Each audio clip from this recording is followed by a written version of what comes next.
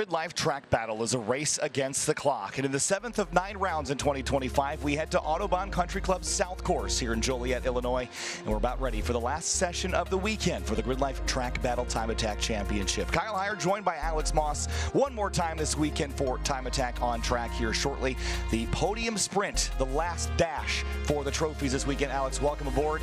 This is where we can take the top 5 from each of our respective categories. We reset all the times, and the fastest 3 go home with trophies. Yep, exactly. So now they are battling for position with each other to decide who's going to take those top 3 spots on the podium, who's going to get the biggest trophy, and who's going to go home disappointed.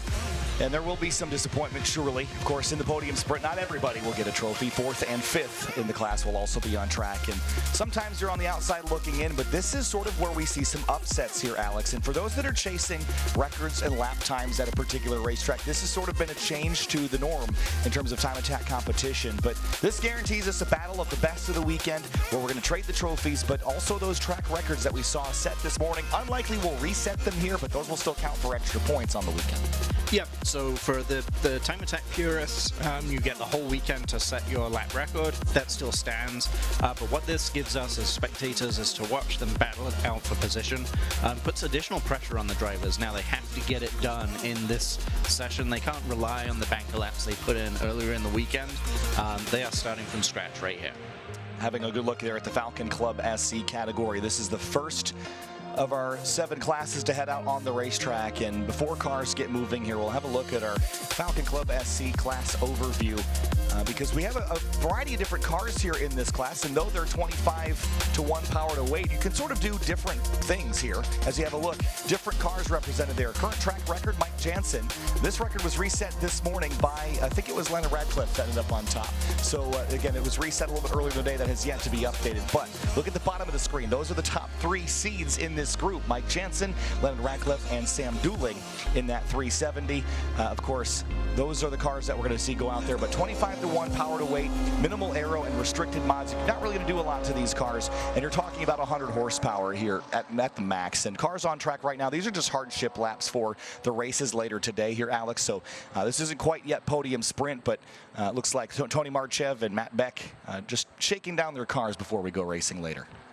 Yeah, so the Club SC, what used to be Sunday Cup, what used to be Spec Fit, and so on, really a class that's intended to be a low barrier to entry class, cheap to get into, cheap to buy into, cheap to operate these cars, not a ton of power, won't use consumables very quickly, but a ton of fun. And actually, honestly, the closest battles we've seen in track battle time attack are often in these cars, and the margins are so slim. You're extracting every ounce of performance out of these vehicles. You don't have horsepower to lean on coming out of corners. If you make a mistake, you're going to pay for it for a long time. But Mike Jansen in this 156 running this Honda Civic. Again, this car, lower profile, maybe a little more slippery in the straight line. It's something that Sam Dooling had talked about this year in his Honda Fit, that it doesn't quite have the straight line of maybe this Corolla or the Honda Civic. But the way this works, 3 laps, and it's basically all or nothing here, Alex. You're going to get 3 laps. The best of your 3 will get counted. If you go off the racetrack, your lap time gets deleted. The only time that is not the case is if you have a mechanical issue and you go off track to preserve the session. What that means is you're going to drive by the corner station or get out of the way. If you slip off track, DQ. Yep, and that's to heavily incentivize these sessions being run with good continuity and not having the track go down for somebody overdriving a car. Basically, they want to keep it on track. That's job number 1. Job number 2 is set the best lap time that you can. So Sam Dooling, 3rd car out in line there, and probably the one on the outside looking in for the top spot here this weekend. But, given that we're not going to see the fastest laps of the weekend, how much of this is adapting to the conditions and sort of getting up to speed? I talked to Nick Berg, who's seated 4th in this Podium Sprint, and he told me that he makes his speed 5-6 laps into a run. You don't get that opportunity in this session. Right, so I think, yeah, adapting to conditions is a big thing, feeling out the track, feeling how the track is. Also handling the pressure as well. I mean, there's got to be butterflies and got to be nerves that there's not another opportunity after this, and you can't fall back on what you've already done. So you're starting with nothing, and what you put down now is all you get. So the first driver to take the green will be Mike Jansen in that 156 Honda Civic, and he's got a chance to lock up the championship this weekend with Sam Dooling in trail. If Jansen gets another 26-point spread, it will be very difficult for anyone to uproot him out of that top seed spot, because that would leave him with 3 rounds with wins and track records and another win on top of that. So that would be 103 points if he were to pull it out here today. But he might not have the track record again after this morning. So we'll see how things pan out after this session. He's the first one to the green there in that 156. Leonard Radcliffe is chasing him, Alex, but game on here in Club SC. Yeah, absolutely. Let's see what they can do here. So for Mike Jansen, working his way. Actually, I stand corrected. The time that was on the overview graphic wasn't the most recent record, but Jansen late in Q7 this morning was actually the one that broke the track record. How did I just rejigger the memory to remember that? Because he's the top seed in this. So he's, again, the first car out is the fastest of the qualifiers, and it's fastest to slowest. David Best just makes it in there in the 134, and so he's on track now. P5 just crossed the start-finish line. So pretty sizable gaps. You're not going to have slipstream or anything to help you here, Alex. It's just drivers going toe-to-toe. And maybe you can see the car up the road, and maybe you're hoping that they get a little bit bigger, but right now it's just you and the racetrack. Yeah, I think the drivers will be best suited to ignore everything else that's going on the track and treat this like you've got the track absolutely to yourself, you know, corner station flags notwithstanding. Yes, there's Jansen in the 156, headed up the backstretch, probably touching about 90 miles an hour, maybe a touch more than that if they're lucky. But on the brakes, Jansen's been pretty aggressive down here. You hear the lockup in the tires turning in. 205 Falcon RT 660 pluses on these cars. And this will give us a good idea of what we're expecting to see here as far as lap times. The quickest so far for Jansen, I think, was in the 142s earlier today. It was a 142.253 was the fastest lap of the weekend. This first lap was a 144.572. That's the time to beat there up at the front. Lock up into turn 1. Yep. So as we saw this earlier in the morning, that all of these drivers built speed as the session went on. Radcliffe going a little bit quicker, so he's in the driver's seat right now, literally and figuratively. This second lap not going to be great for Jansen with that lockup going into 1. So Radcliffe in the Corolla goes to the top of the board there in the white Corolla, the 116 to 143.597. Jansen up to second place. Nick Berg to third over Dooling. And there's David Best to second place. And this is what that upset can do here, Alex. If you're a little bit quicker to pace here early on, that knocks Jansen down to third. Yep, and this might be just a case of handling the nerves a little bit better. I mean, if you're starting in 5th place, 5th seed, you don't have a whole lot to lose, so why not go send it out, give it all you've got, and handle those nerves just a little bit better than the guys that maybe are sitting 1, 2, 3. Yeah, and Radcliffe was much quicker on his opening lap than everyone else behind. 9/10 better than Jansen, 7/10 better than David Best. So he's certainly getting up to speed a little quicker and using a lot of curbing there at the exit of 10. Yeah, you don't see cars going way out in the curbs all that much, but I think there's something to be gained from doing that, and it just comes to how much speed you can carry through patience, I think, for how much of that curb you're going to need. Charges into 11. Leonard Radcliffe trying to steal a victory here this season. Again, on the outside looking in, isn't really going to be a factor in the championship, but so far this year, scored 7th, 7th, and 5th at Mid-Ohio Sports Car Course. Jansen at a 143.653 gets a little closer, but we'll see if Radcliffe can go quicker. He will, 143.288, and hold some defense on the 156. Yep, so I think that lockup that we saw from Jansen in the beginning of his second lap hurt him a little bit there, but it probably wouldn't have cost him enough to get through that 143.3 essentially. And look at Nick Berg and Sam Dooling, 4th and 5th. They're not getting up to speed as quickly as they need to, Alex. This is their last opportunity to get up on the podium. Maybe David Best. There's Nick Berg, 144.008. He jumps to 3rd place. Yeah, it's surprising actually to see Sam down in 5th place at the moment. Hopefully he can do something on his 5th lap, or 3rd lap, sorry. And look 1st to 3rd. There's Radcliffe and Berg. 7/10 between them. That's the spread across the podium right now. But from Berg to Best, 3rd to 4th, that's just 0.3 of a second. And all the drivers now within 1.6 at the moment. Yep, not much in this at all. So Jansen will be the first driver back to the stripe. If Jansen doesn't go to the top, The fastest car of the weekend's not going to earn the trophy. That's the risk of Podium Sprint. But Leonard Radcliffe, remember, all weekend long, had outpaced Jansen in most of the qualifying sessions, but peak pace seemed to be slightly better. For the 156. Last time through turn 11, he knows he has to dig a little bit deeper and take a little bit more. Jumping the curbs at 11 and 12. Here comes Mike Jansen trying desperately to lock out Sam Dooling from a chance at a championship. And he would add a 4th event to his victory list if he can knock Radcliffe off the top step. Here he comes across the line. Checkered flag for the 156. It is a pickup, but it's not enough by less than 1/10 of a second. Mike Jansen is only second quick. What does Radcliffe do in response? Didn't pick up, so that's the margin of victory. Now who lands third? Nick Berg will be the next driver across the stripe, potentially. We'll smoke out that 216 car. And will he have enough? Told me just about half hour ago that it took him 5 or 6 laps to heat up. Sam Dooling will not be on the podium today. 144.914. Here comes Nick Berg. He's defending from David Best, throws the hand in the air, stays at a 144.008. And as long as David Best doesn't improve, Nick Berg will walk away with a 3rd, Alex. Yeah, so it's just down to the last car on track now, right? With Best out there? Yeah, and there he is. That's it. 144.325 for David Best. So Nick Berg snags a podium. We'll have a look at the results here for the Club SC category. And it's Lennon Radcliffe on the top step there with a 143.288, then 143.317 for Mike Jansen.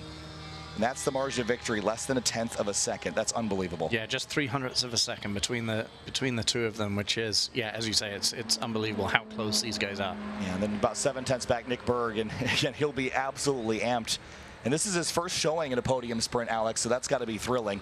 And we'll have a look here at our next category. This is the Falcon Club TR class overview.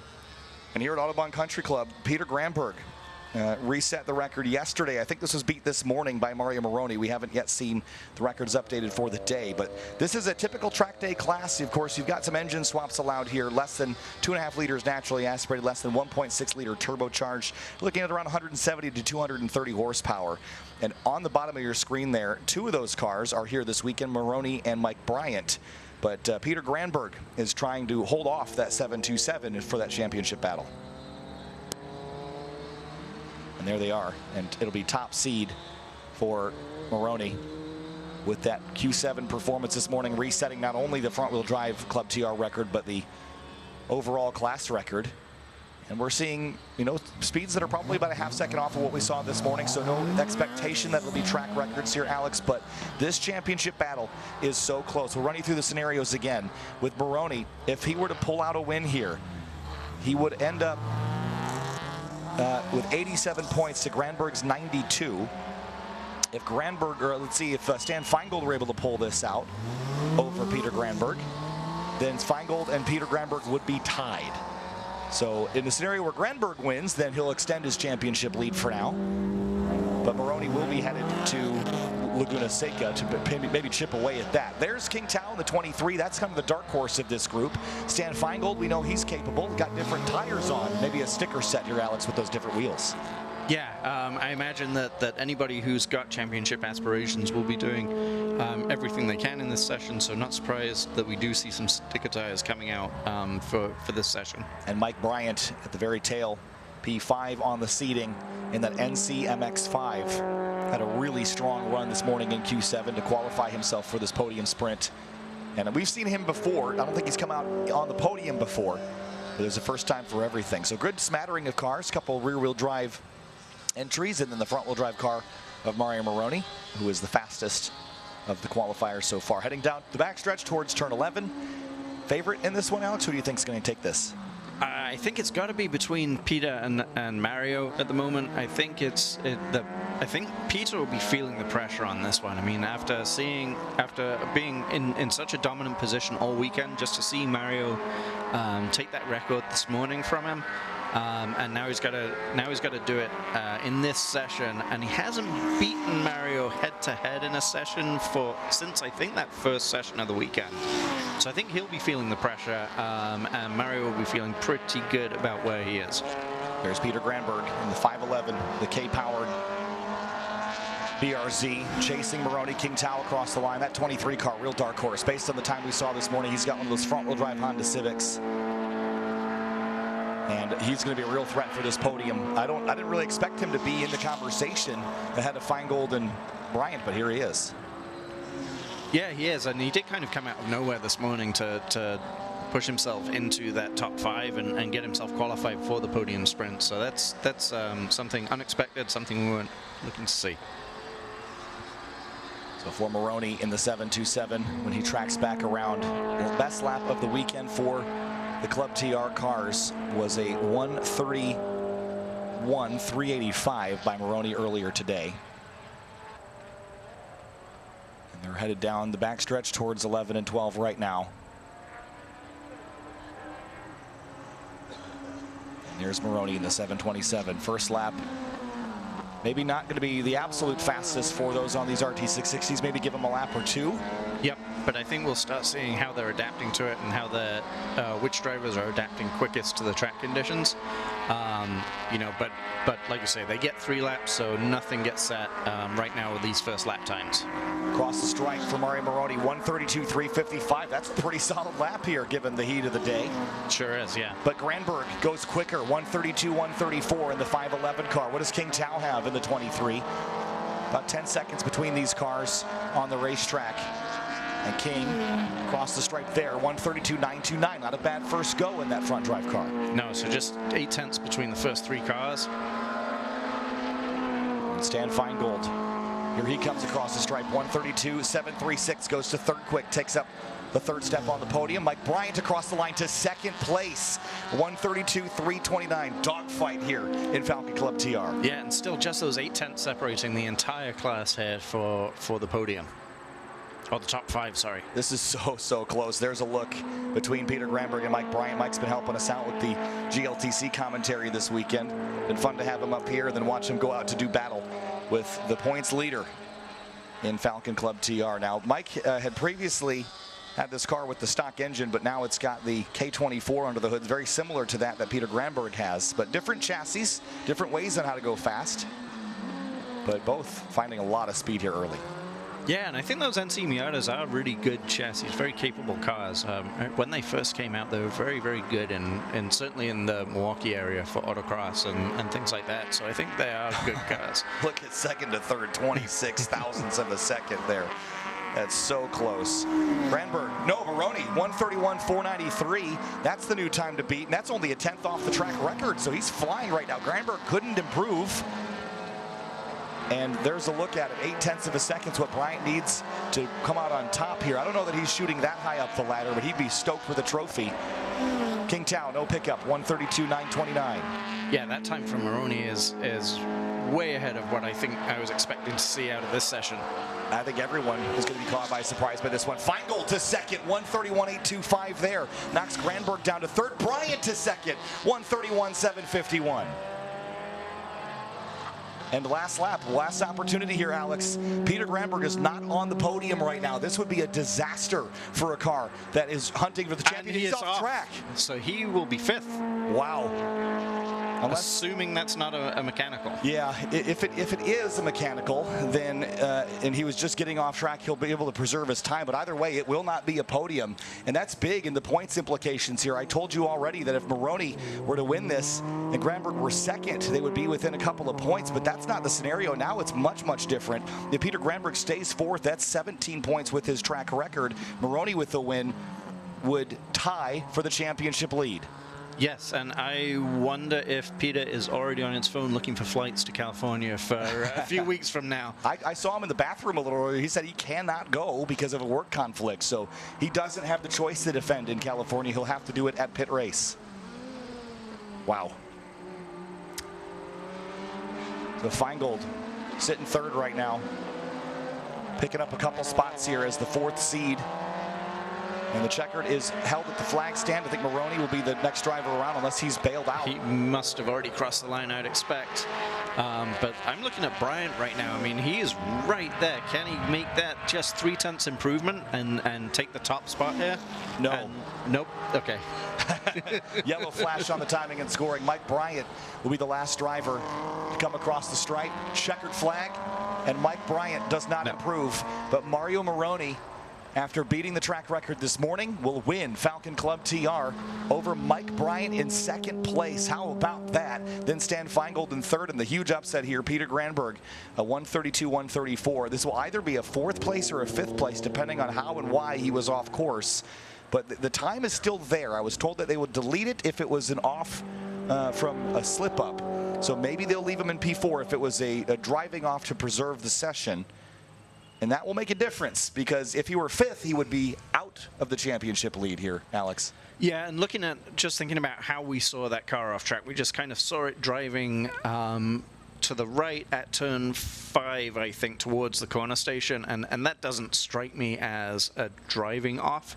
That seemed like an intentional drive off the track to preserve things. And that's such a great move there by Peter to preserve the racetrack and get off the racetrack if that's what happened. And again, they'll be tied going into Laguna Seca, where Mario will be competing and Peter Granberg will not. So it will allow that 727 to get an even bigger advantage heading into pit race should he improve on one of his points finishes this year. That was wild. And for Moroni, that's his first win of the year. He'd finished fourth, second, third. Finally breaks through and gets a P1.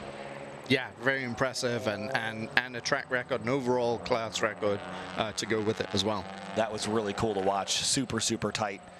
And next out on course is street class. Andy Holst, the current track record holder from yesterday, a 129.117. These are street legal vehicles with OEM aero. You can have bolt-on modifications here. You're looking at 300 to 400 horsepower, maybe a little more than that, but 200 treadwear street tires. Again, you're tire limited here, and representation from mostly turbocharged front and rear drive cars and turbocharged all-wheel drive cars. Yeah, so these are the cars that were kind of the hot rods of the in the early 2000s, mid 2000s that we all kind of lusted after, or at least people my age lusted after as we were growing up. So the old rally fighters, those kinds of cars that were coming out here, and gives them a place to play. So Andy Holst is probably the driver we're expecting to steal this one by the differential he's had all weekend long. And looking at his season, he's only done 2 events so far. If he were to win this one with the record, he would be up into second place in the points. Still 20 behind Josh Halka, but also notably this is only his 3rd event. So if he were to do another one, which I imagine would be pit race, then he would win the season with a perfect score if he could repeat the same thing there. Yeah, as I understand it, he is planning on doing pit race if this event goes well for him. And I expect it will. I mean, that car is an extremely well-prepared car. It is well built up to the rules, and he's also a member here, so he knows this place very, very well. And here he is down towards turn 11. Mitsubishi Evo. This is a car and a model that you see a lot in street class go up against the Subaru STIs and things of the sort. But so far this year, he's been unstoppable. Every event he's entered, all 2, he's won and had a track record at both. I don't see why this would be any different. Maybe the battle's for second between Aaron Rekadal and others. Across the stripe here for the first start to the lap. Charging into 1, looking really, really compliant and nicely gripped up. Yeah, looking very good. Looks like he knows his way around this place very well, doesn't he?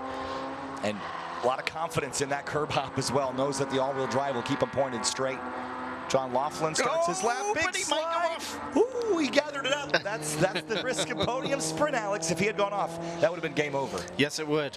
Just got a little bit greedy on the entry to 4 there, trying to open up that turn as much as possible. That recovery was just absolutely spectacular. I don't know that there's a lot of drivers that could gather it up that quickly. And, you know, again, you have to keep it on the road, and you know how desperate he must have felt in that moment. Yes, I do. I had a similar situation at the old speed ring when I thought I was going off and throwing it all away. And yeah, it's a very desperate, dire feeling that you've got to keep this thing on track. Well, so this lap will be a throwaway, I think, for Holst, so he'll have to gear up and do it on lap 2 or 3. And Aaron Rekadal has the opportunity to be the top driver, at least for the moment. And John Laughlin and Ross Ligabell are out there. I don't think our 5 seed is on course. As look at him hammer the curbs down there at turn 11. Our 5 seed was, our 4th seed was Isaac Ambrose. He's not on track, so I wonder if he's had a problem that will prevent him from running here in Podium Sprint. So he kept it on course. Let's see what Andy Holst has with just the banker lap now, a 31.9. Not terrible, all things considered. Might still be faster than Rekadal, actually. I don't know that we've seen Rekadal down there into the 31s much. And he will get a 33.4 up to 2nd place. And that's sort of the delta they've been fighting all weekend long. Rekadal in that front drive Honda Civic Type R. A lot of capability in these cars, but maybe not quite as much as that Evo has. No, and I don't know how fully built these cars are, if they've really taken them right to the limit of what you can do in the class. And so I don't know how fair it is to compare between the two. I know that Andy has decided he wanted a street class car built to the limit of the rules, and I would expect that car to be faster because of it. Delta from 1st to 3rd, even further, 1.7 seconds. John Laughlin goes P3, and Ross Ligabell in the E46, 34.3. So he's really the driver that can maybe upset one of those Honda Civics ahead of him, but needs about 0.7 of a second to do that. That's a lot to find, but we have seen it found in prior sessions within this Podium Sprint, so it's not out of the question for sure.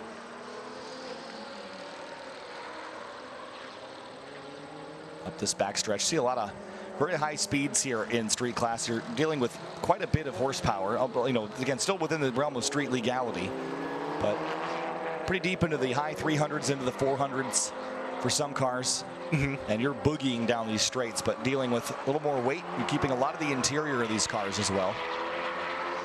Yeah, these are true street cars. They are fully capable of being comfortable cruisers on the street. So did Andy Holst pull in potentially? Maybe knows that the 31.9 might be enough. It looks like he may have. Yeah, I didn't see him come across the scoring. You'll see a yellow wipe if they don't improve. John Laughlin, a 133.565, so closes in on Rekadal here for 2nd place. Yeah, it is a tight battle there, just a little over 1/10 of a second. And Ligabell, I think I just heard him. There he is, 134.339. It's this car here, beautifully painted. Nice shiny white paint in that number 45. Big bunch of oversteer to catch that car, and just needs a little more. Yeah, working hard at the wheel there, we saw through the window. And hearing that the 600 of Isaac Ambrose, who was supposed to be a number 4 seed, was losing oil in the pit lane, so decided not to go out. That's a good call on his part, but yes, unfortunately will not have a shot at the podium after a really strong run this morning in Q7. Yeah, that's clearly the responsible thing to do. We don't want oil out on the track.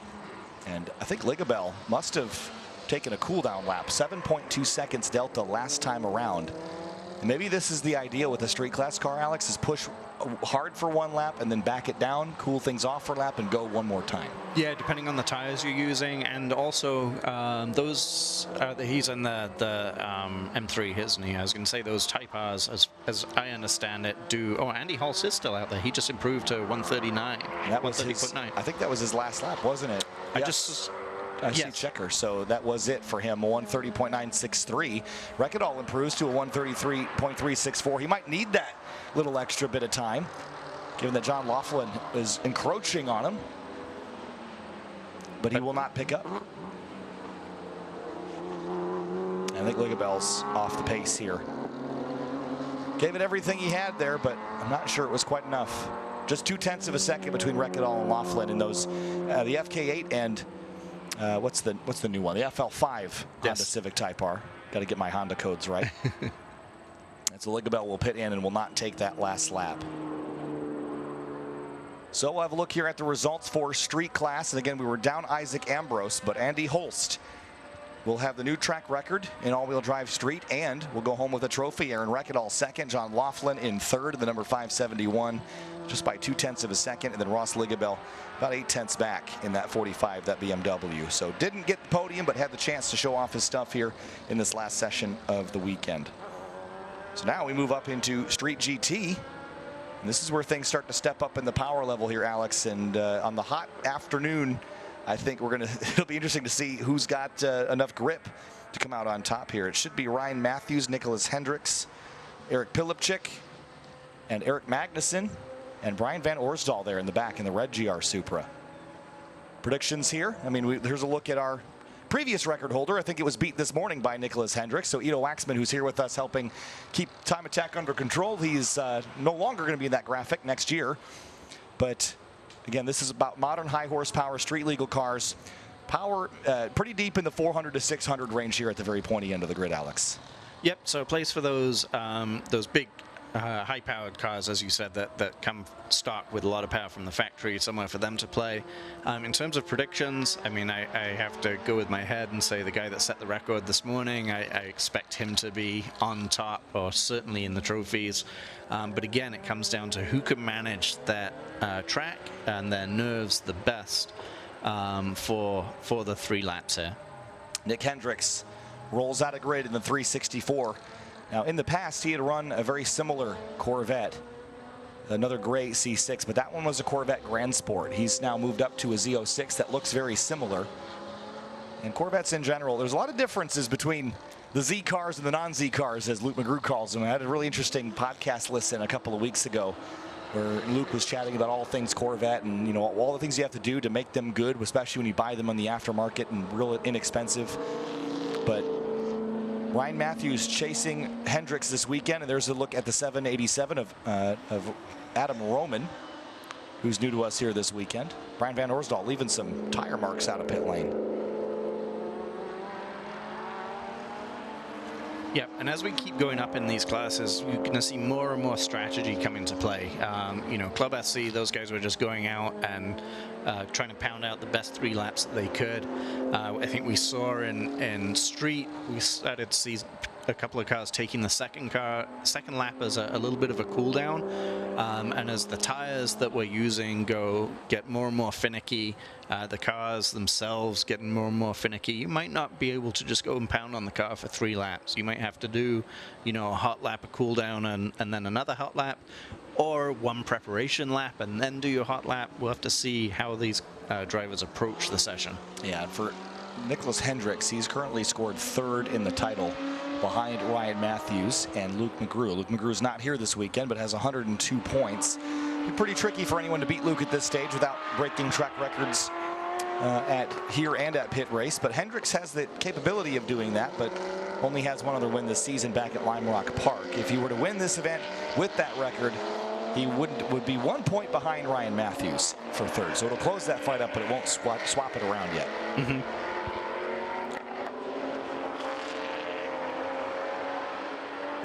Wiggle there on the entrance to turn 4.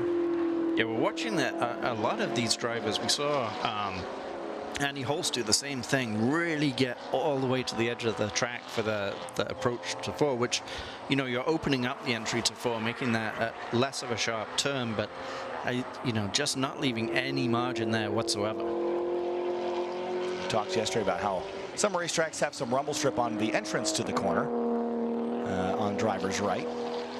But pretty big gap between Ryan Matthews and Nick Hendricks there. Yeah, I wonder if Ryan's just taking a second preparation lap, or you know, doing his out lap, then not really pushing for the first hot lap and getting ready for lap 2 to be the push lap. And again, these cars are probably going to be some of the most affected by the heat because they're really leaning on that mechanical grip from the tires. And while we have a look here at Hendricks and Matthews up at the front of the field, again, we'll have to reset that weather graphic and have a look at the air temp here, because I think it's up in the 80s at this stage in the day. It's certainly warm. There you go, 84 and 63% humidity. So Nick Hendricks 130.991. That's pretty solid, I have to say. Let's see if Matthews has made that gap on the outlap or if it was this time around. Whoa, big slide for Matthews. A very big slide, and I think this is starting. No, that was a push lap. So he must have just gone very slowly on the outlap. By 0.7 of a second, Matthews goes to the top. Let's see what Adam Roman has in the 787. Magnussen up to 3rd place with a 133.193. He'll need more than that. Roman across the stripe, 34 flat. And Eric Pilipczyk, sorry, I thought that was Brian Van Orsdal, but it's Eric Pilipczyk in the 247 Supra. And across the stripe there, that is a 137.165. That Supra looks a little more stock, perhaps, than Eric Magnussen's in the number 890, but it's going to be a fun fight between these front two. Matthews and Hendricks have sort of traded the lead back and forth. Advantage Hendricks this morning. Yeah, 7/10, that's a lot to be looking to pick up on a second or third lap. We'll have to see if they push on this second lap or use it as a cool down. But I think, yeah, advantage to Ryan Matthews right now, and really putting the pressure on. I don't know if any of these guys have communication back to the pits, anybody telling them what the other person's lap's doing, or if they're kind of operating in a bubble right now. Nick Hendricks crossed the line, 1:30.630. It is an improvement, but not enough to dethrone Ryan Matthews at the top. That leaves him pretty vulnerable. With Matthews out front, only one lap to go. I don't know that you're going to get 3 good push laps on a street GT car at this stage in the day. And Matthews did not improve either. Oh, here's the 890 of Eric Magnussen, though. Can he pick up it all across the stripe there? 1:32.344. Improvement, but not enough to knock Hendricks out of second. I'll leave Adam Roman and Eric Pilipczyk one more opportunity. Roman, no improvement. And now one last lap. I'd be surprised if they push for all 3, Alex. And if they do push, I'm not confident that they're going to go faster. No, I think that's a wise observation. We'll have to see, but they should be pushing for sure. Here, tires squealing. A couple of the cars make their way around course. There's a delta between first and third. On the last lap around, Eric Magnussen within 1/10.5 of Ryan Matthews. Here's Nick Hendricks. Look at those brake rotors glowing. Yeah, just trying to get the thing woed down. And the fact you can see them glowing in the daylight tells me they are hot right now. He's trying. And here comes Nick Hendricks. Needs 0.4 of a second to knock Ryan Matthews off the top step across the line. Doesn't do it. The best he'll be is second place. Then Magnussen will be after Ryan Matthews. Matthews fist out the window. He's not going to pick up either. And provided that none of these drivers steal something unbelievable on this last lap, Ryan Matthews should win Street GT here. And the Supra of Magnussen's coming in as well. So fist out the window. I think Roman and Pilipczyk will probably be the same. Maybe Pilipczyk actually picked up pretty significantly on his second lap, and it looks like Adam Roman will stay out on the road. And it will be a pretty sizable chunk improvement, 1:33.679. It might save him from Pilipczyk's advancement in the Supra. And here comes that red Supra through the final corner here across the start-finish line. It will be a pickup, but not enough. Pilipczyk P5, and Ryan Matthews, for the second time this year, comes out on top with 25 points. Now, critically, not 26. Nicholas Hendricks reset that record this morning, and Matthews didn't pip that. So it'll be 25 for Ryan Matthews. It'll be 22 points for Nicholas Hendricks, second place plus the track record. Eric Magnussen, Adam Roman, and Eric Pilipczyk. That will round out your Street GT group here. GRIDLIFE Track Battle Time Attack at Autobahn Country Club. So maybe no surprises here, Alex, but a little bit of an upset with Nicholas Hendricks falling out of the top step. Now, in all of our classes so far, maybe except for Club SC, have we seen an upset? It seems like, well, maybe street class, Sandy Holst. Yep.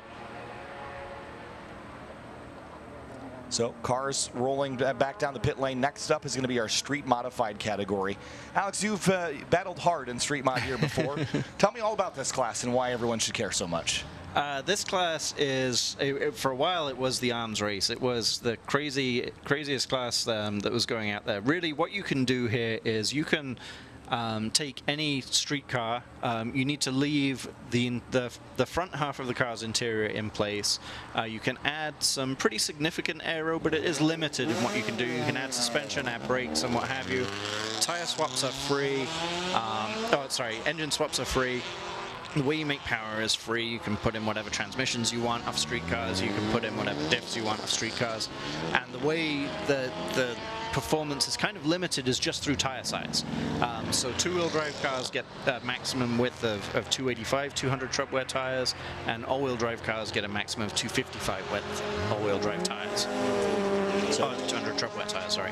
Dewey DeWitt leads the field out of here, already broke the all-wheel drive track record, so he's got that point to add to his total, and hoping to just double down with the P1 here in Street Mod. You see him sliding around, feeling out the grip. Want to also issue a shout out here for the third car in line. That's Cal Fortner. It's his mom Edie's birthday today, so happy birthday to Edie. I haven't had a chance to say hi to her yet this weekend, but this is sort of a local event for them, being based just a couple hours away in Indiana. So hi to them, and Cal Fortner in the Mercedes-AMG GTS that will be in line here. I think third or fourth seed in this, BP3.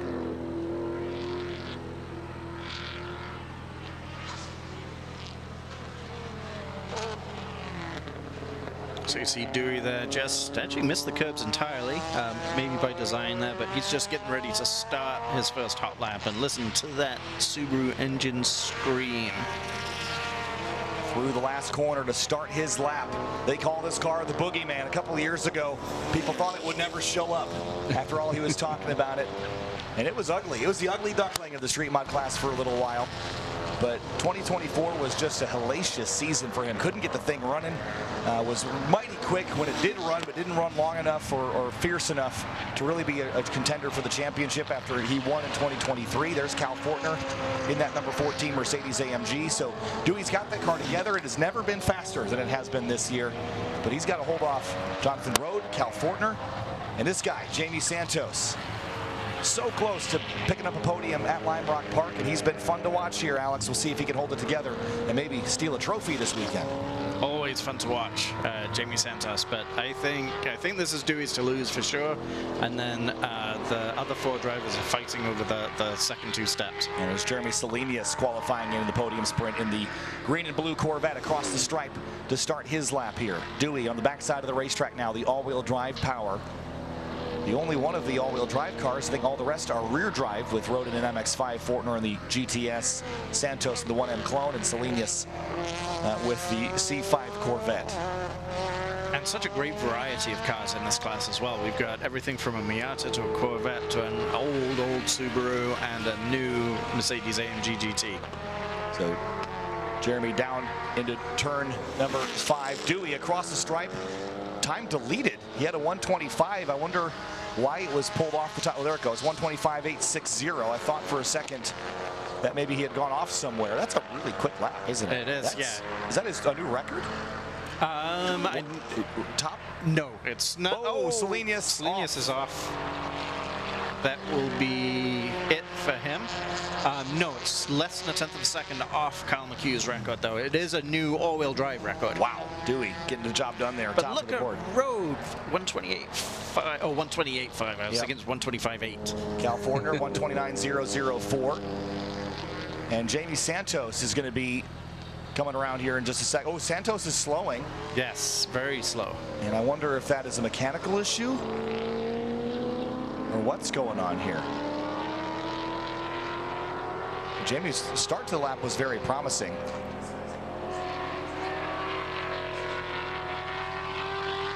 So Dewey, lap 1, 125.860, and he's going to be leading the way in street mod. Salenius is going to cross the line there, but these lap times are not going to count, Alex, with that slip up at turn 6. Yeah, he may as well park it at this point. I wonder what Jamie's doing. I mean, he stayed out on track. Is this a mechanical issue? Is this just a try and save whatever I've got?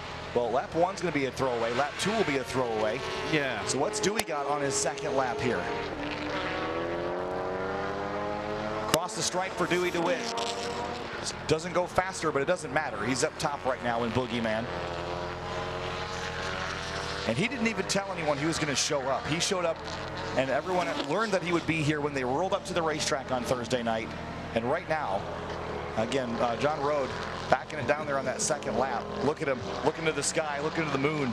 I mean, he's going that way. As far as the championship, he is just far and away quicker than everybody else. Driving by Jamie Santos, who's still kind of putting around the track. Maybe Jamie's going for one lap at the end. That's what I'm trying to wonder, if he's trying to figure out something in the car right now that to preserve the session. I don't know if this is a strategy thing he's doing, or if it's a, you know, just out of necessity because something is going wrong. It looks like Dewey is Does it look like Dewey slowed? Look for a moment like he slowed. Yeah, I think you're right. has. Yeah, I think he'll know that a 25.86 resetting the all-wheel drive track record by 0.6 of a second, that is more than enough to win in Street Mod. Yeah. But the question is, as Salinas comes across the line there, what is Jamie Santos going to do? And is that car capable of running a lap? He didn't pit in, so you would think if he had an issue that he knew was going to be problematic, he would have come to pit road. Right, and this is the second lap in a row now, so I think we'll have to see if he goes for it as it comes out. So Dewey's going to finish up this lap here, and this shouldn't be quicker than he ran.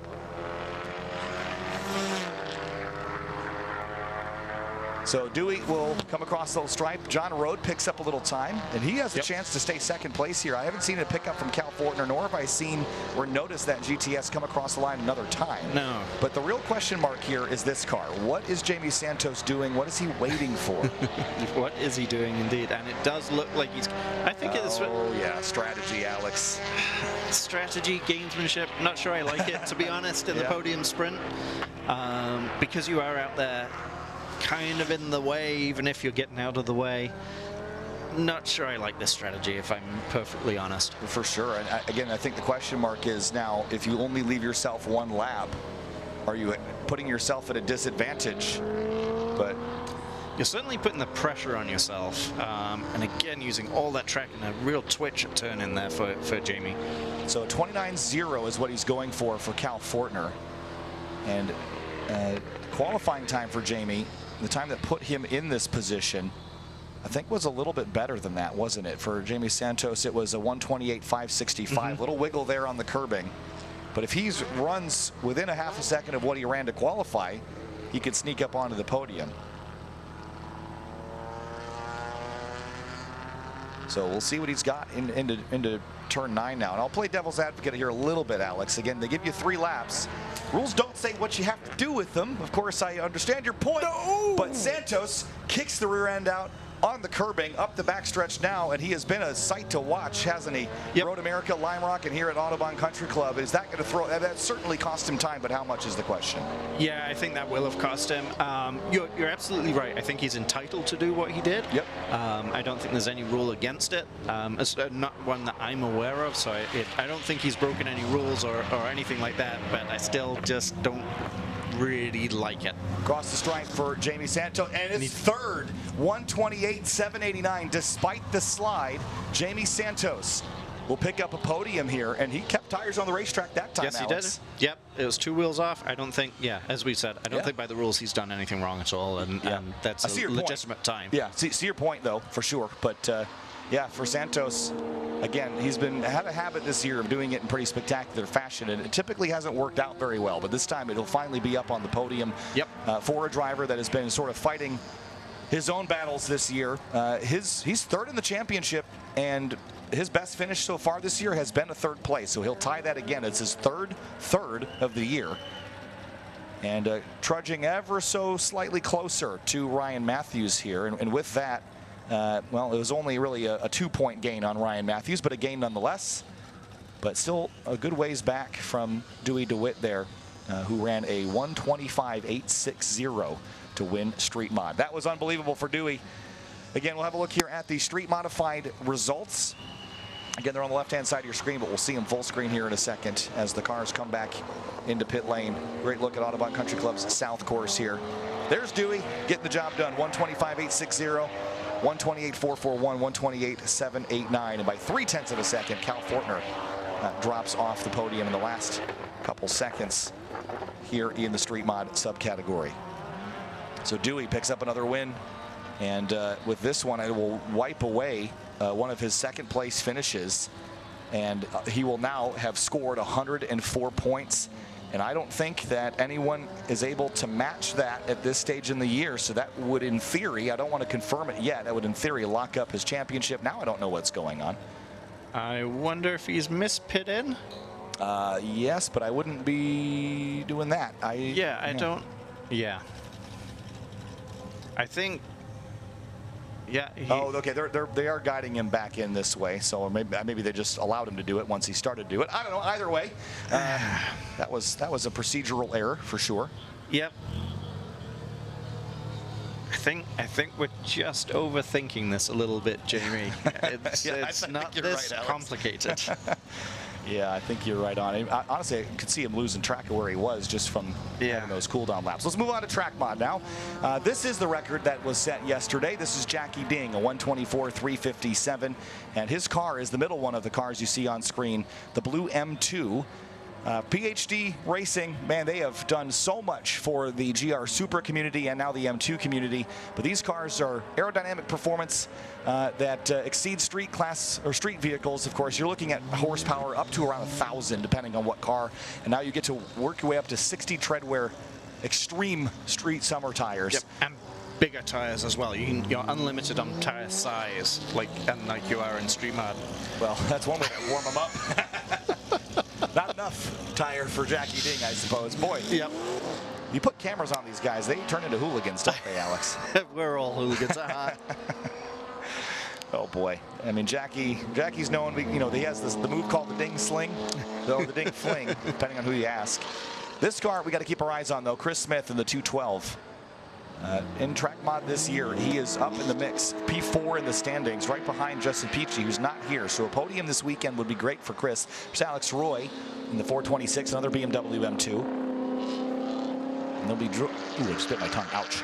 I'll be joined on track by Daniel Moore in the number 128. That's that EF Honda Civic we've been watching a little early. Did he go out? I thought I just got a glimpse of a car that was stopped right by pit exit. Was it white or was it black? I saw a wheel. I thought I saw a wheel. There you go. Was it? Okay. When you said wheel, I thought that maybe another wheel had come off Daniel Moore's car. No, that did happen in Road car, America. yes. That's why I bring that up. You left pit lane in one of the track battle sessions and didn't make it to turn one before his left front wheel popped off. So hopefully it wasn't a big deal.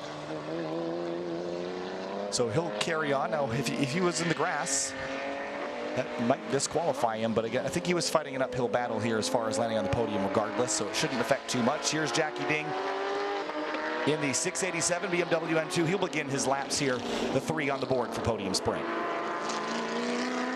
Yep, and again, all the same rules apply as we've talked about in all the other classes so far. 3 laps to get this done, and to secure decide which trophy is going home with who. There's Jackie Ding entering turn 4 now. A driver that has so much experience here at this racetrack. He's local, does a lot of testing here. Was actually here for a time trials event not too long ago with this car. I think maybe testing some different tire combinations and things. And that Civic is very slow again. Yeah. So the drivers were instructed that to preserve the session, you can go off the racetrack and get behind a wall. But again, I wouldn't worry about getting DQ'd at this stage because he hasn't even run a lap yet. So he'll do his best to try to find a spot. Ding now turns 8 and 9 and heading up for turn 10. And full course yellow here to try to go get that car. So that'll give everyone a chance to reset here, Alex. Yes, it will. Jackie, of course, still on it though. Yeah, I think he'll see those double yellow boards, and procedurally, we don't really have a ton of full course yellows in this kind of session. Yep, he's backed it way down now. Yeah, and he saw it, and again, it's a little bit of an annoying mental reset when you have something like this happen. Yep. But I think you'd prefer to have this versus try to dodge a car stopped on the backstretch. Jackie coming in now. Probably just wants to take. Oh, they're black flagging everyone. Yeah, I think this is this procedure here to make sure that they can maintain the proper gaps. Sure. So they'll bring the cars back down to pit lane and go get Daniel Moore off the racetrack. So Jeremy Boysen, we didn't get a camera on him just yet, but that's that number 62 Porsche. Was the second seed for this, right behind Jackie Ding. And now with Daniel Moore off the road, I think it's going to be really a battle between Chris Smith and Jeremy Boysen for second spot. And of course, Alex Roy's out there. Maybe he can hustle and try to grab himself a position. And he has got that car hidden quite nicely behind the barrier there. Yeah, so he finally did get back there, but it did impede a couple of the drivers. So everyone's going to get a full rerun here, and they'll all get all 3 laps once again, which I think is the right call in this scenario. And they're going to give them 3 minutes to let things cool down, and they'll probably just go out there and go grab them while they've got the time. Yeah. Oh, yeah. So send the safety truck around.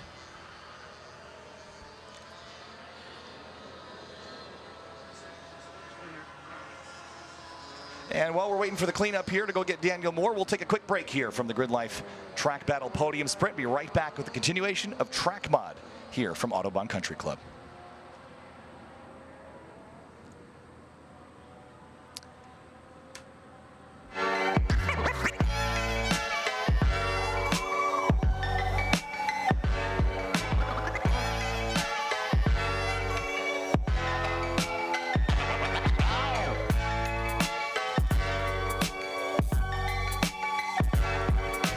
Born on the track, bred on the mountains, raised on the podium, ready for anything and everything. Learn more about our entire line at falcontire.com. These are my race treads for when the road ends. These are my race treads for shredding the slopes. These are my race treads for setting the hook.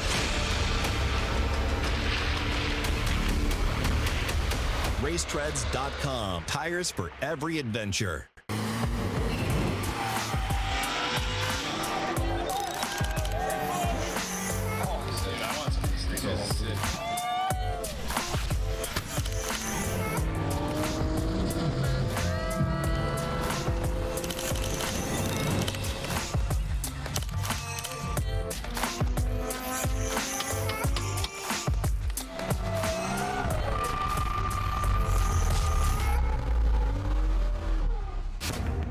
Every lap, every race, every bit of paint traded for every hard-fought place.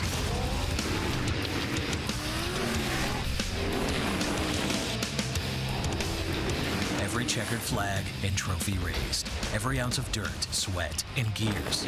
They're all jammed inside every can of NOS Energy.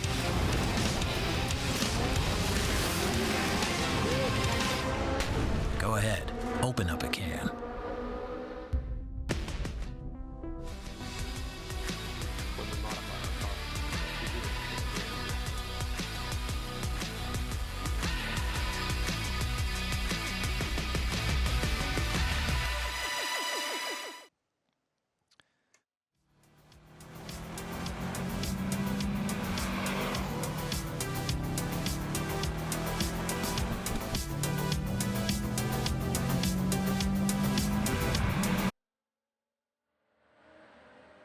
And welcome back to Autobahn Country Club here at GRIDLIFE Chicagoland as we're waiting for Daniel Moore to get picked up on the far side of the racetrack here for the track mod portion of Podium Sprint. But with all the chaos and confusion and contusion we had there in Street Mod, Alex, we don't want to let the winner of that get overshadowed. Dewey DeWitt by almost 3 seconds winning in Street Mod. He's dominating the championship, picked up another win, another track record.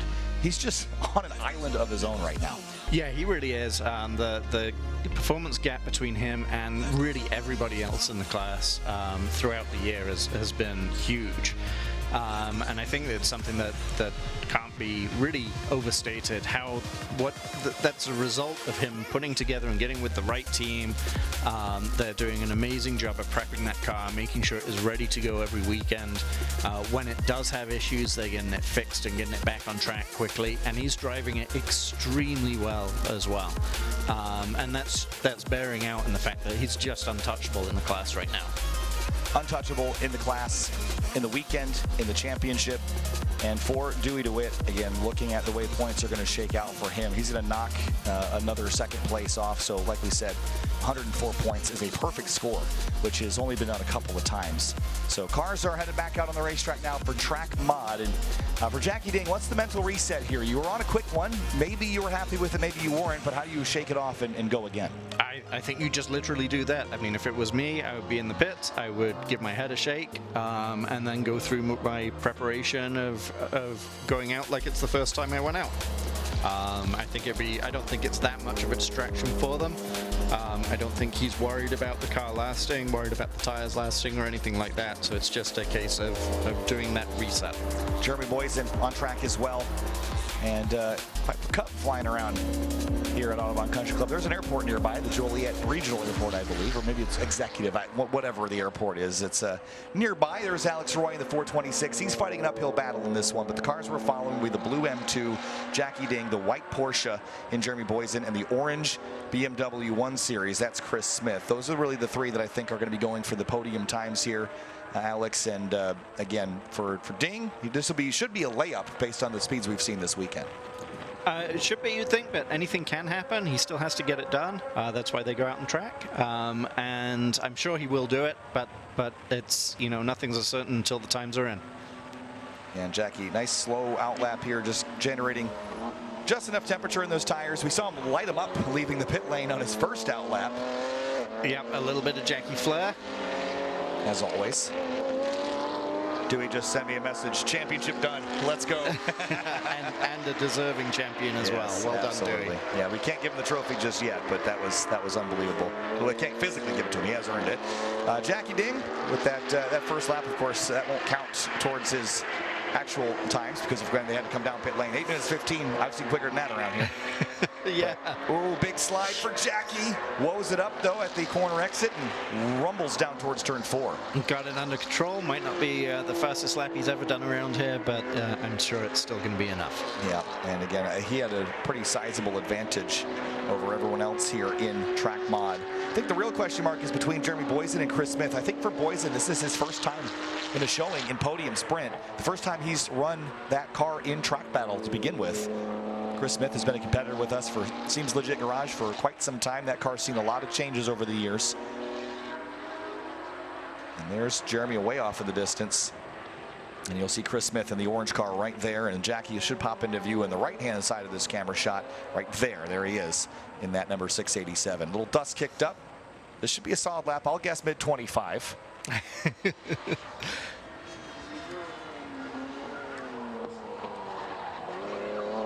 Here are the tires at work down there at 11 and 12. Kicks out the rear. Not sure that this will be track record. Doesn't matter. He's already picked that up. No one even was close to touching it this weekend after Jackie set that earlier. But power sliding out of turn 15. Here comes Jackie Ding across the stripe. And it is a 125.565. I said mid-25. I was only off by 65,000. Alex, I'll take that. Yeah, well in cash. Cash or check. Here comes the 62 of Boysen across the stripe. 29.5. And then next across the line, Chris Smith will come across the stripe. 130.960. So about a second and a half needed to catch him. Here comes Alex Roy in the 426 and a 32.414. Closer to Smith than I thought, though. Yeah, excellent job on predicting that lap time. I can't predict lap times that well when I'm in the car. Well, you know, you extrapolate that everyone's been about a second off, and Jackie's usually pretty up to the limits of the racetrack there. But here's Alex Roy charging off into turn 4. And showing up with his M2, giving it all he's got. There's Smith in the 212 just up the road. Now in the track mod cars, it'll be similar story where maybe 1 and 2 you could get good laps, and lap 3 is a throwaway, or what's your call here, Alex? I think Boysen in the Porsche, he could lap that thing all day till it's out of gas, and it will do consistent lap times. I actually think Jackie's car probably the same way, depending on the tires. Tires might get a little hot in his on lap 2, but it doesn't look like he's slowed down really significantly. And then Chris Smith, he might have to back off. I don't know. And this is just speculation based on hunches, not on anything I know about the cars. Jackie does go a tenth faster there. Yeah, here's Boysen in the Porsche into turn 13. And he'll need a lot to knock Jackie Ding off the top step here, but 4 seconds slower. Will that gap come down? It will. 3 seconds slower. 128.518. Here comes Chris Smith trying to take second place away. He doesn't do it. 129.0, but it's only half a second between them. Here's Alex Roy in the 426, trying to pickpocket a podium from somebody up here. Second and third. And that time through, no pickup for Alex Roy. Just trying to edge closer.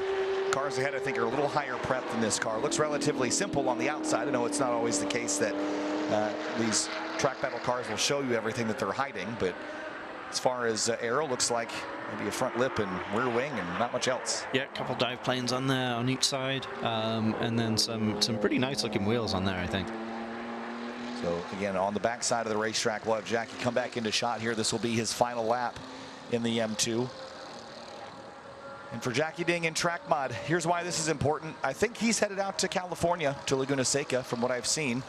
And if he were to win this event, and let's say he does the same at Laguna, and let's say he does the same at Pit Race, then he can steal the championship from Alan Patton.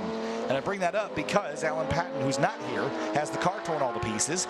He's won 4 events with 4 track records, but the one at Road Atlanta doesn't count for the point because it was a setting of a record. Ding's going to pull in here. It was a setting of a record, not a reset. We hadn't been there with this current rule set. So Jackie has the opportunity with 3 events technically left to get 26s across the board and win by 1 point. That's be a really tall task as Boysen improves, Chris Smith does not on their final laps. But that's what's on the horizon for Jackie Ding if he plans to do it. Tall task, but I wouldn't bet against him. I wouldn't either. Here comes Alex Roy. Last opportunity to unseat Smith or Boysen off the podium. And across the stripe, not anything left in that black M2. So made it look pretty easy there for Jackie Ding, even with the run reset. We'll have a look at our results for Track Mod. And Jackie Ding led Track Mod all weekend long, and as he did at Lime Rock Park, he will win this event. And with the extra point for the track record, that is his second 26-point round. And with WeatherTech Raceway Laguna Seca and the round at Pit Race left, if he does it twice more, it's still a tall task. If he does it, he could still be the Track Mod champion. And Alan Patton didn't feel enough pressure to defend that. So that car is all in pieces right now, Alex.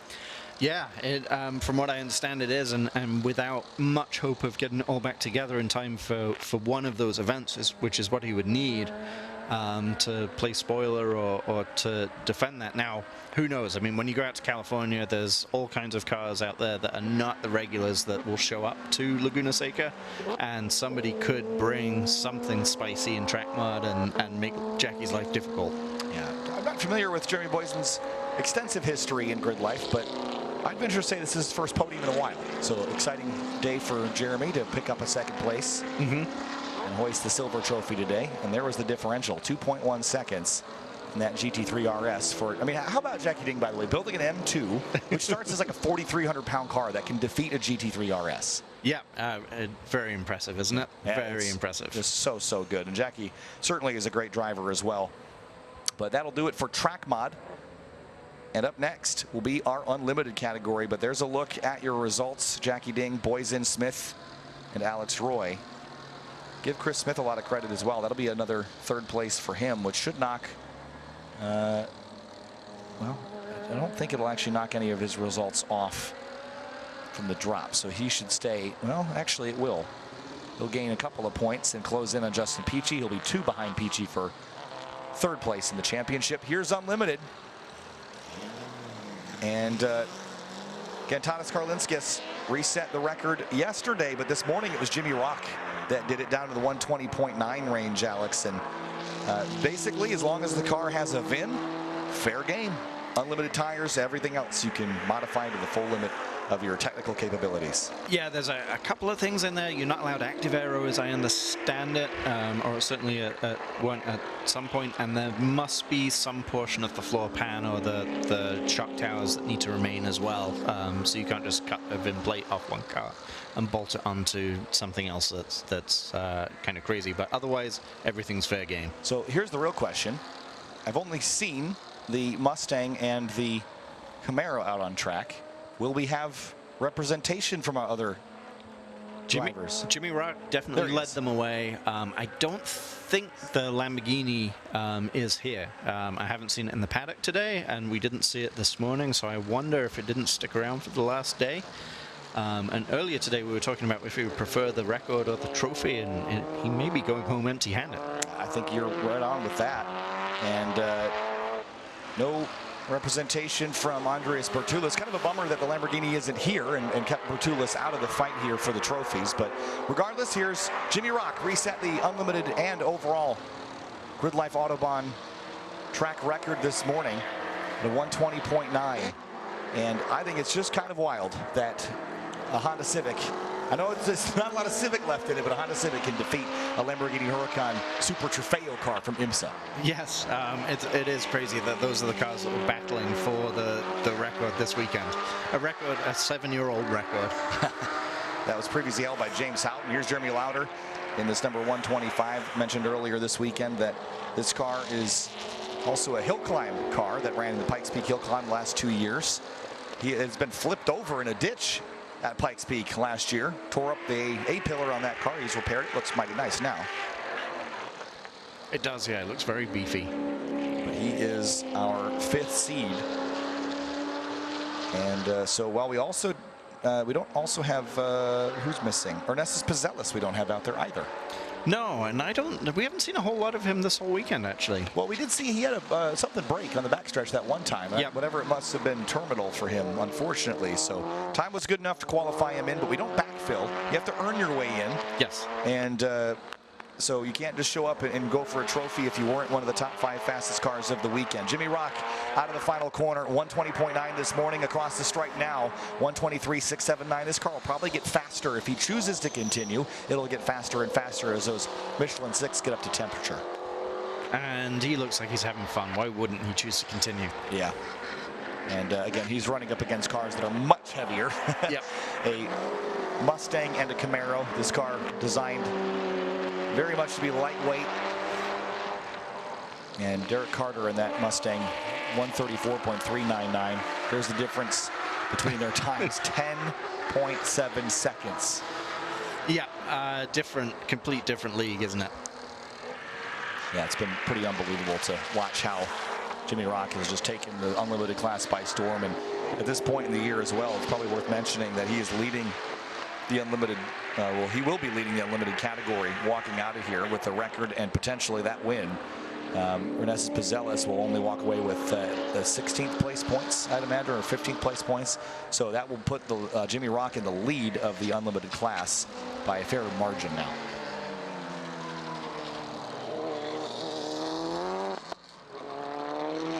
That thing just accelerates. The rev, how fast the revs climb is just unbelievable to me. And pounding through the gears on the sequential gearbox across the stripe. Jimmy Rock on lap 2 of 3 and a little faster, 123.402. Jeremy Lauder, by the way, went to second at a 129.9. And there's Derek Carter in that 424. I think relatively simple looking build. Again, I think what probably puts this car in limited, my bet is slick tires if I had to take a swing at it. Yeah, it could be. I mean, unlimited also becomes sort of a catch-all. As long as you have the safety equipment in an unlimited car, it becomes the, you've done something. Let's say if you've removed the dash from your car, for instance, you're automatically an unlimited car at that point. That doesn't fall into any other category. So if that's the only modification you've done, unlimited. So there are certain things that you can only do in unlimited that you wouldn't normally do to a car, but if you did them, straight to unlimited. And Jeremy Lauder picked up that lap as well. They were within 900ths of each other. Carter had closed in, but Lauder keeps the pressure on at 129.166. And again, for cars on slicks, again, slick tires and the compounds that they have are generally set up to run for 45, 50 minutes at a time. So usually it takes 3 or 4 laps just to get temperature in them, and it's not unusual to see drivers still finding pace deep into a time attack session. Jimmy Rock, no need to go faster than this. Yep. He's already picked up the win, provided Lauder's not going to magically find 7 seconds. I don't think that'll happen. No, I don't think so either. I think he's pretty safe in P1, and I think he was safe the moment the session really started, and the Lamborghini and Ernestus Pizelis weren't there. Oh, man, look at how fast. Oh, too deep, way too deep in that 424. Yep. That'll be a DQ. Those brakes were hot coming into that turn. He's got a right front tire. I don't know if that was before or after, but that right front tire is off the rim. And Jeremy Lauder, I think, will have a yellow flag to navigate through, but it's not going to change the order much. Jeremy Lauder was already the quicker of the 2 cars. Mm-hmm. And you saw from a long ways back that that car wasn't going to stop. Yep. And Lauder will come across the line, and again, no pickup, no surprise. But yeah. Well, I thought the tire came off the run. I was wrong about that. My apologies there. I thought it did, just looking at it from around the side like that. But he just drove in there too deep, Alex. And yep, just missed the braking zone by quite a lot. Just last lap of the weekend, I guess. Why not give it what you've got? Yeah. And unfortunately, that was the consequence. Yeah, I think a lot of times these big muscle cars have a lot more engine than they got brakes. No matter what you do to them. You're hurdling 4,000 pounds down a straightaway. Yep. It takes a lot of stopping power to get them wound up, and he doesn't have a lot of downforce either. And when you have a high downforce car with some weight, at least you've got the air working against you a bit. But that car just didn't want to slow down. No, and it was lap 3 as well, and those rotors were bright red. Yeah, so that's the other thing to consider. Yeah, time attack cars, you know, how long do you need the brakes to last? How many hard brake applications do you get? I think a lot of people don't really consider, like, not that Derek Carter's using street pads, but I put stock brake pads back on my FRS and took it for a track day at Gingerman. And I didn't plan to track it, so yeah. but I had relatively stock brake pads on it. And in comparison to, I had some G-Locks on it before, and the amount of braking performance difference, you know, isn't necessarily crazy, but what the longevity is. I mean, I got maybe 3 good braking zones before they start to get hot. And when you consider that brakes on a road car need to stop you in an emergency once, they're not designed to go braking zone after braking zone after braking zone. And there's so much technology involved in cooling brakes and getting such good modulation and grip power on those brakes that, again, depending on what you're running and the car that you're running them on, I always find that the biggest confidence part for me is when you're hurtling along the track at 100 and something miles an hour, knowing that you can stop is a big part of that. Yeah, absolutely. If you do not have confidence in the brakes, I find it impossible to go fast. You just have to know that the brakes are there for you. Well, with that, that'll end our GRIDLIFE track battle podium sprint. Jimmy Rock wins in Unlimited. There's a look, only 3 of our 5 drivers, so all of them were guaranteed a podium. Derek Carter, though, well, with that DQ, will still pick it up, but just by virtue of being the 3rd car on the order. And that is it for the track battle podium sprint. And though we had a little bit of drama here in this one, we'll wrap things up with a look back on this session. With our highlights here from the GRIDLIFE track battle podium sprint. It all started with our Falcon Club SC category. Sam Dooling out there hustling his Honda Fit. Mike Jansen in the 156. He went on to top Leonard Radcliffe, then Peter Granberg and Mario Moroni. This was the upset of the day. Peter Granberg not even on the podium here. Stan Feingold snuck up on there, and so did Mike Bryan. King Tao just missed out in Club TR. In street class, Aaron Rekadal was chasing Andy Holst. Didn't quite get there, but will end up on the podium. There's that record-holding Evo now in street class. Job well done there. In street GT, Ryan Matthews and Nick Hendricks went out to do battle. And at the end of the day, it was still all Corvettes at the top of Street GT. In Street Mod, Dewey DeWitt wrapped up the championship. Jamie Santos confused us again, but in Track Mod, Jackie Ding just finishing up what he had started earlier in the weekend with a win in Track Mod. And Jimmy Rock at the top of Unlimited wins it in the track battle podium sprint. That'll do it for our track battle sessions here this weekend. Back with more after this.